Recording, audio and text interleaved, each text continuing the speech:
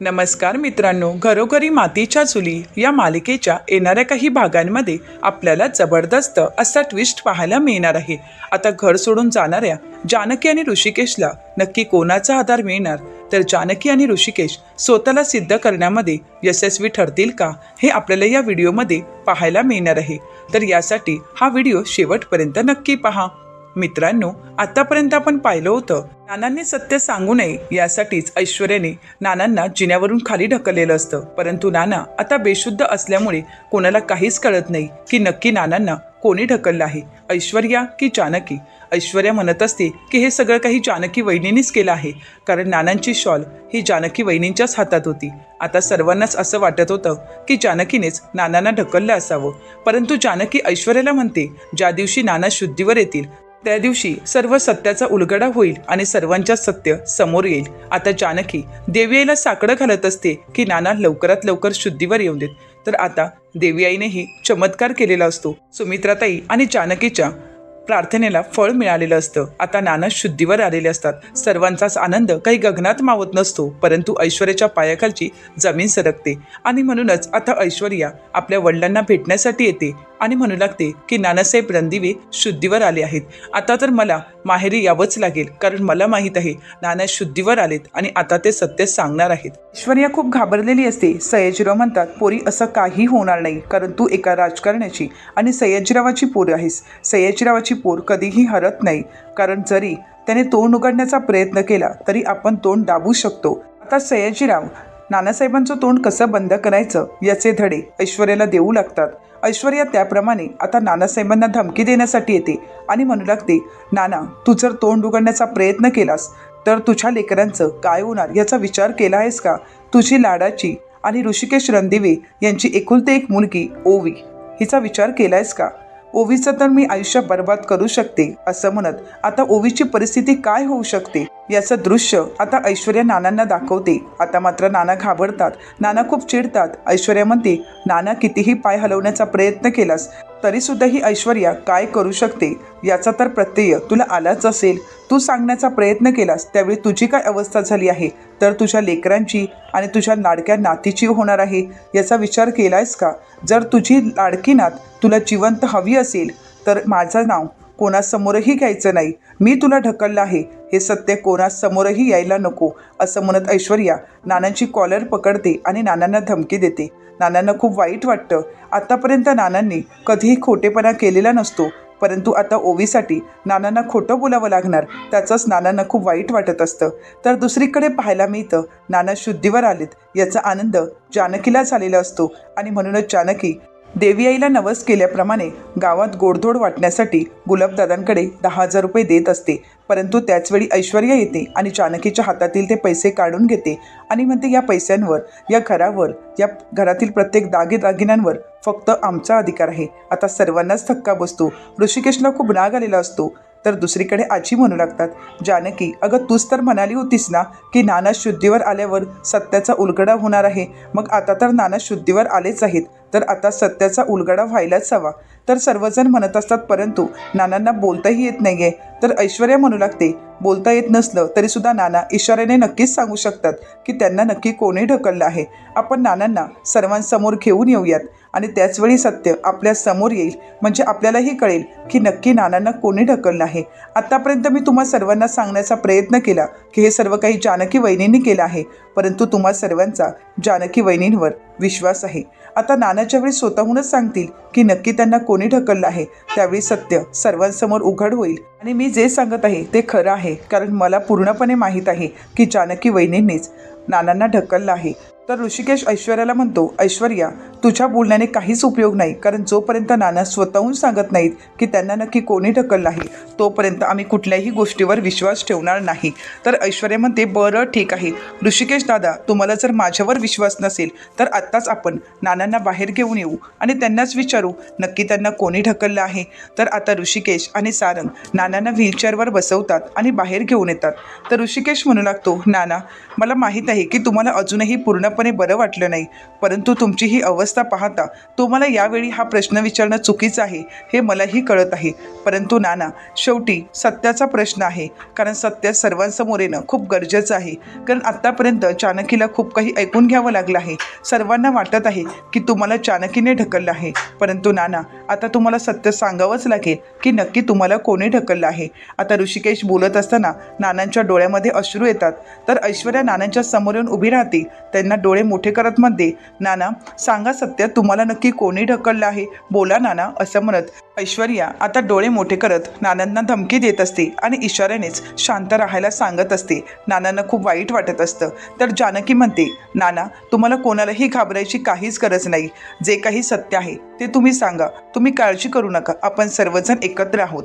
परंतु नानांच्या मनामध्ये ओवीची भीती असते. आपल्या ओवीला जर काही झालं तर आता नानांच्या समोर ओवीचं दृश्य असतं. आपल्या ओवीला काही होऊ नये असा विचार नानांचा असतो आणि म्हणूनच नानांना काय करावं काहीच कळत नाही. परंतु सर्वजण नानांना विचारत असतात, तुम्हाला नक्की कोणी ढकललं आहे.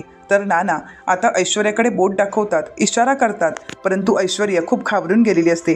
परंतु काही वेळासाठी नानांच्या मनात आपल्या ओवीचा विचार येतो आणि नकळतच नानांचा हात आता जानकीच्या दिशेने जातो. आता जानकीला धक्काच बसतो. तर सर्व घरातले आश्चर्यानेच नानांकडे पाहू लागतात, कारण नानांनीच आता सत्य सर्वांना सांगितलेलं असतं. ते म्हणजेच जानकीनेच आपल्याला ढकललं आहे. परंतु हे सगळं काही खोटं बोलत असताना नानांच्याही मनाला खूप दुःख होत असतं, त्यांनाही खूप यातना होत असतात. परंतु शेवटी छोट्याशा ओवीचा विचार करून नाना हे सगळं काही बोलत असतात. आता मात्र सर्वांनाच धक्का बसतो. ऋषिकेशला काय बोलावं काहीच कळत नसतं. परंतु ऋषिकेशला जाणवत असतं की नक्कीच काहीतरी घडलं आहे की ज्यामुळे नाना खोटं बोलत आहेत. नानांचा पहिला इशारा जानकीकडे नव्हता तर ऐश्वर्याकडे होता. हे सगळं काही ऋषिकेशच्या लक्षात येतं. परंतु आता काहीच बोलू शकत नसतो. ऋषिकेश शांतच असतो. तर आता सर्वजण जानकीकडे पाहत असतात. तर आता ऐश्वर्या म्हणू लागते, पाहिलं ना, मी तुम्हाला सांगितलं होतं की जानकी वहिनींनीच नानांना ढकललं आहे. मी प्रत्यक्ष पाहिलं होतं आणि आज नानांनीही ते कबूल केलं आहे की जानकी वहिनींनीच त्यांना ढकललं आहे. मी आत्तापर्यंत जे सांगत होते त्यावेळी कोणीही विश्वास ठेवला नाही, परंतु हेच सत्य आहे. आता मात्र सुमित्राताईंना खूप वाईट वाटतं. जानकीकडे ते पाहू लागतात. जानकी म्हणू लागते, आई प्लीज माझ्यावर विश्वास ठेवा. आई मी असं काही केलं नाही. सुमित्राताई म्हणतात, नाही जानकी, अगं तू असं काही करशील याची मला अपेक्षाही नव्हती. जानकी, अगं माझा स्वतःपेक्षा जास्त तुझ्यावर विश्वास होता. परंतु गेले काही दिवस तुझ्या वागण्यात बोलण्यात पूर्णपणे बदल झाला आहे. जेव्हापासून तुला समजलं की तू माझी सावत्र सून आहेस, ऋषिकेश माझा सावत्र मुलगा आहे, तेव्हापासून तुझ्या वागण्या बोलण्यात पूर्णपणे बदल झाला आहे. जी जानकी मला आई म्हणायची त्या जानकीच्या नजरेत माझ्यासाठी असणारी माया मला कधी दिसलीच नाही. जानकी म्हणते, नाही आई, असं काहीच नाही आहे. तुमचा माझ्यावर विश्वास नाही आहे का? अहो गेली 10 वर्ष मी या घरात राबत आहे. या घरासाठी मी माझं सर्वस्व पणाला लावत आहे आणि आज मी असं काहीतरी करेन असं तुम्हाला वाटते का? आई व तुम्हा सर्वांनाच मी अगदी तळहाताच्या फोडाप्रमाणे जपले. मला लहानपणापासूनच माझे आईबाबा नाही मिळालेत. मी अनाथ म्हणून वाढले. परंतु ह्या घरी आल्यानंतर मला आईबाबा सासू सासऱ्यांच्या रूपाने मला आई आणि नाना मिळालीत आणि तेच तर माझं भाग्य. आणि आज माझ्या वडिलांसमान असणाऱ्या नानांना मी ढकलेन असा विचार तरी तुम्ही कसा करू शकता? सुमित्राताई म्हणतात, हा विचार मी केलाच नव्हता जानकी, परंतु शेवटी नानांनीच सांगितलं आहे. नानांनीच इशारा केला आणि त्यांनी सांगितलं की तूच त्यांना ढकललं आहेस. ऐश्वर्या म्हणते, हो ना, नानाच म्हणाले की जानकी वहिनीनीच ढकललं आहे. खरं तर नानांच्या इशाऱ्यातूनच आपल्या सर्वांना कळालं आहे की या सगळ्यामागे जानकी वहिनींचाच हात आहे. तर आता जानकी म्हणते, ऐश्वर्या तू गप्प बस, यामध्ये खरंच माझा काहीच हात नाही. ऐश्वर्या तू कितीही काही करण्याचा प्रयत्न केलास तरीसुद्धा सत्य कधीही लपून राहणार नाही. सुमित्राताई म्हणतात की हो जानकी, तू बोलत आहेस ते अगदी खरं आहे. सत्य कधीही लपून राहणार नाही. कारण जानकी, तू आता ऐश्वर्यावर आरोप करत होतीस, परंतु सत्य हेच आहे की नानांना तूच ढकललं आहेस. असं म्हणत सुमित्राताई जानकीचं काही ऐकून घ्यायला तयारच नसतात. तर जानकी सुमित्राताईंच्या समोर हात जोडत म्हणते, आई प्लीज माझ्यावर विश्वास ठेवा. आई मी असं काहीच केलं नाही आहे. तुमचा माझ्यावर विश्वास नाही आहे का? आई एकदा तरी माझ्यावर विश्वास ठेवा. अहो तुमची जानकी असं कधी वागेल असं तुम्हाला वाटते का? नाही आई, मी असं कधीही वागू शकत नाही. असा विचार मी स्वप्नातही करू शकत नाही. माझ्या वडिलांना, माझ्या नानांना मी नाही ढकलू शकत. आई, तुम्हाला तर माहीतच आहे की मी नानांसाठी व्रत केलं होतं. तर सुमित्राताई म्हणतात, हो केलं होतं ना, परंतु तो सगळा काही दिखावा होता. तुला दाखवायचं होतं की तुला नानांची किती काळजी आहे, परंतु तूच तर नानांना ढकललंस आणि त्यानंतर ही काही नाटकं करायला सुरुवात केलीस. तर जानकी म्हणते, आई, आज तुम्ही स्वतःहूनच पाहिलं आहे की नाना शुद्धीवर आले. या आनंदामध्ये मी आता पूर्ण गावाला मिठाई वाटायला सांगितली.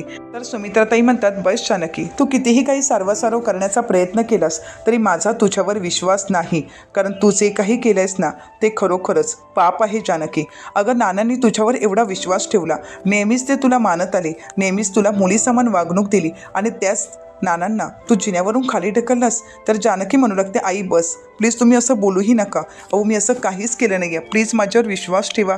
हा सगळा काही ऐश्वर्याचा डावपेच आहे. तर सुमित्राताई म्हणतात, उगाच ऐश्वर्याला यामध्ये ओढू नकोस, कारण ऐश्वर्या असं काही वागणार नाही याची मला पूर्ण खात्री आहे. कारण ऐश्वर्याला नानांची किती काळजी आहे हे मी स्वतःहून पाहिलं आहे, परंतु तुझ्या नजरेत ती काळजी दिसतच नाही आहे. अगं, तुझ्यात फक्त अहंकार भरला आहे आणि तू खूप स्वार्थी निघाली आहेस. जानकी, अगं, या घरावर तुला तुझी सत्ता स्थापन करायची होती. तुला हे सगळं काही तुझ्या हातात हवं होतं आणि म्हणूनच काल ज्यावेळी ऐश्वर्याला चाव्या देण्याची वेळ आली तेव्हा तर तुला दडपण आलं होतं. खरं तर नानांचं व्हील वाचलंच जाऊ नये असंच तुला वाटत होतं. जानकी म्हणते, नाही आई, अहो, माझ्या मनात असं काहीच नव्हतं. सौमित्र भाऊजी नव्हते यासाठीच तर मी सगळं काही थांबवत होते ना. तर सुमित्राताई म्हणतात, सौमित्र हे फक्त कारण आहे, परंतु तुला मात्र हे सगळं काही स्वतःच्या ताब्यात ठेवायचं होतं, स्वतःच्या तालावर आम्हा सर्वांना ठेवायचं होतं. यासाठीच तू हे सगळं काही केलंस. आता जानकी, तू कितीही मला मनवण्याचा प्रयत्न केलास तरी माझा तुझ्यावर विश्वास नाही आणि मी कधीही तुझ्यावर विश्वास ठेवणार नाही. खरं तर तू आता या घरामध्ये राहण्यासाठी लायकच नाहीस. तर ऋषिकेश म्हणू लागतो, आई.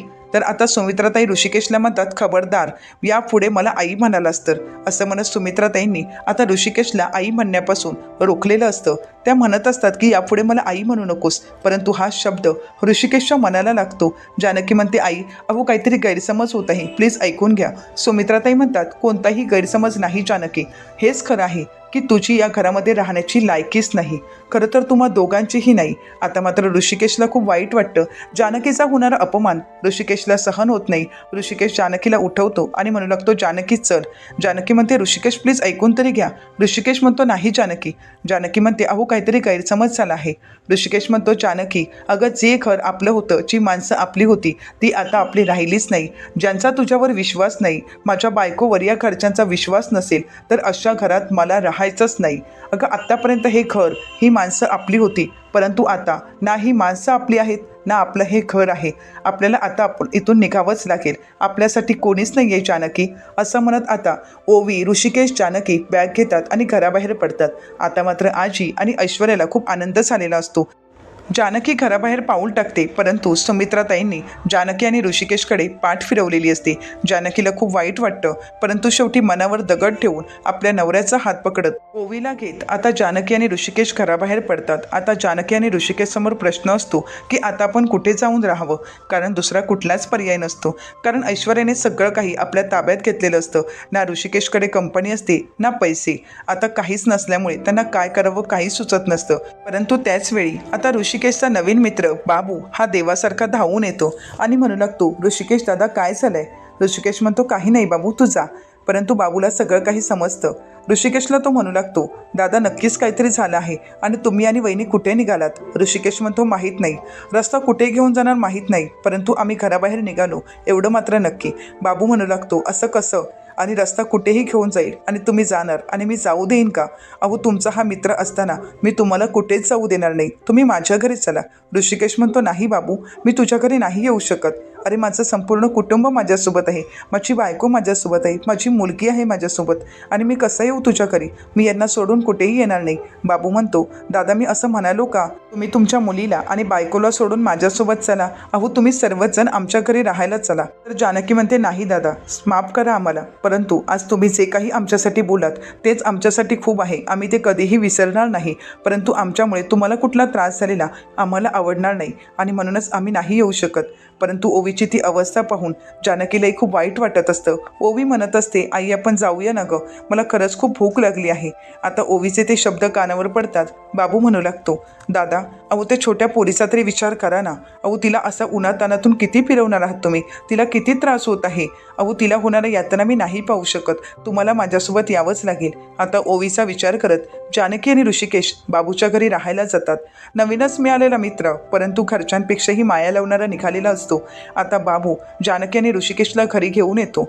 तर आता ऋषिकेश विचारतो, काय मग बाबू, तुझ्या विहिरीचं काम कुठपर्यंत आलं आहे. बाबू म्हणतो, प्रयत्न तर चालू आहेत दादा, परंतु अजूनपर्यंत पाणी आलंच नाही.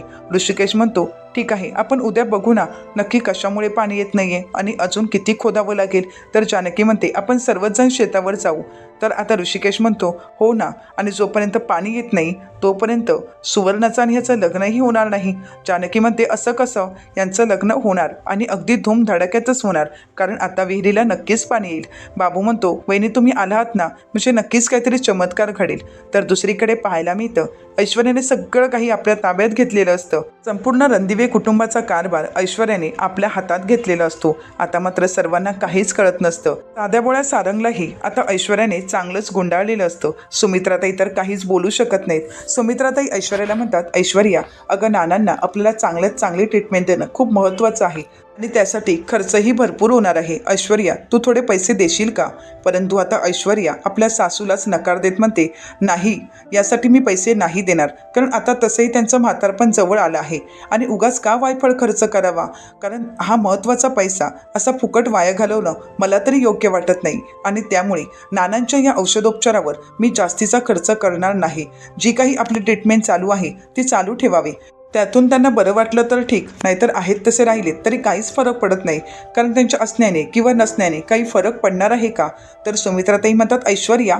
तर ऐश्वर्या म्हणते, आवाज खाली, कोणीही आवाज चढवायचा नाही, कारण या घरावर माझी सत्ता आहे, हे घर माझ्या हातात आहे, त्यामुळे कोणीही काही बोलणार नाहीत.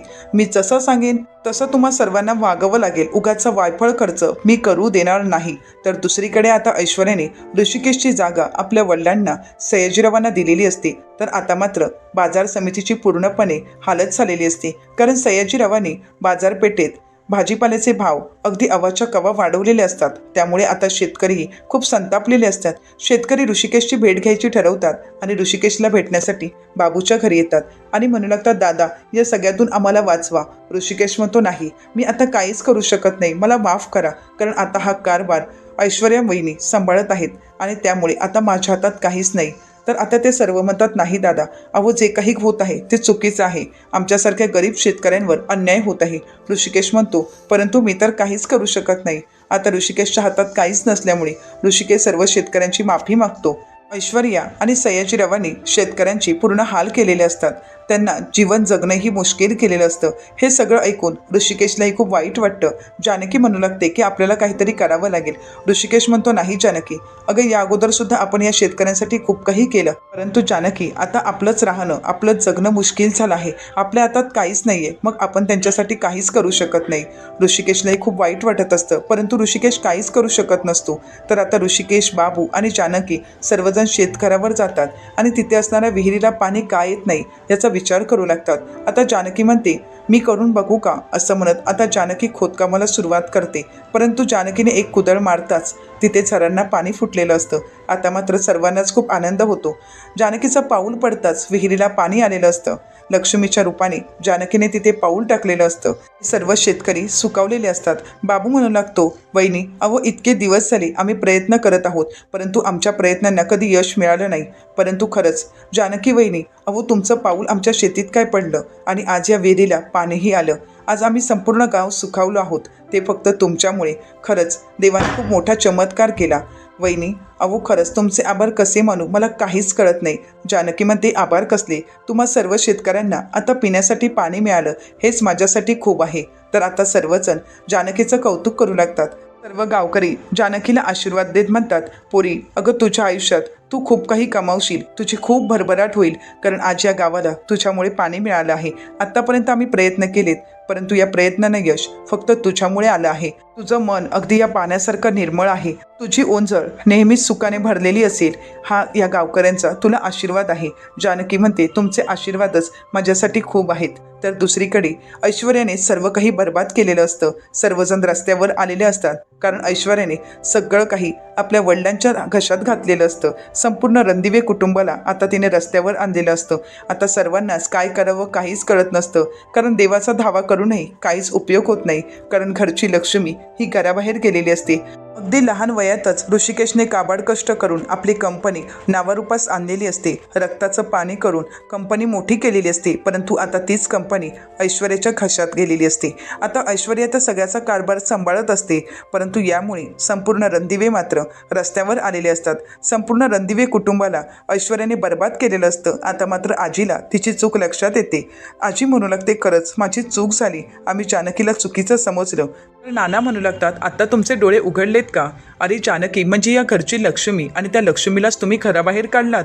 अरे ऋषिकेशने रक्ताचं पाणी करून ही कंपनी उभी केली, परंतु आज ना ऋषिकेश इथे आहेत ना जानकी, ज्यांनी काबाड कष्ट करून हे घर एकत्र बांधून ठेवलं, त्यांना तर तुम्ही घराबाहेर काढलात. आणि 4 दिवसापूर्वी आलेली ऐश्वर्या, तिच्यावर विश्वास ठेवून तिच्या हातात सत्ता दिलात, परंतु आज आपल्या हाती काहीच नाहीये हे लक्षात येतंय का? ना आपल्या हातात हे घर आहे, ना आपली कंपनी, आणि आजही आपण रस्त्यावर आलो आहोत ते फक्त सुमित्रा तुझ्यामुळेच. तर सुमित्राताई म्हणू लागतात, हो तुम्हीच तर इशारा करून सांगितलं होतं की जानकीनेच तुम्हाला ढकललं. तर नाना म्हणू लागतात, सुमित्रा अगं मी इशारा केला आणि त्यावर तुझा विश्वास बसला का? अगं सुमित्रा, तू स्वतःच विचार करायचा होता की जानकी असं कधी करेल का? अगं मी असं काही करण्यामागे काहीतरी कारण असू शकतं, याचा विचार तुझ्या मनात यायला हवा होता सुमित्रा.